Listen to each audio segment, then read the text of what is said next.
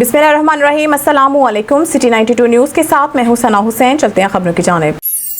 सरकार आ गए, दिलदार आ गए, मन ठार आ गए, शहे अबरार आ गए। फैसलाबाद के चौक घंटा घर में मुहद्दिस आज़म पाकिस्तान पीर फैज़ल सूर रिजवी की क़यादत में तहरीक अहले सुन्नत पाकिस्तान प्रेस कॉन्फ्रेंस का एहतमाम किया गया, जिसमें तमाम उलमाए किराम, मशाइखे आज़म, ताजर हज़रात, सियासी व समाजी शख्सियात की शिरकत। दिलदार आ गए, मन ठार आ गए। जी, ये जैसे आपको पता है अगले मंगल को 12 रबीउल अव्वल का त्यौहार, उसका जुलूस भी यहाँ से बरामद होगा। फिर अपने मखसूस रास्तों से चलते हुए तमाम दिन तकरीबन प्रोग्राम जारी रहेगा, जिसमें उलमाए किराम के अलावा शहर के तमाम लोग एक अकीदत के साथ शामिल होते हैं।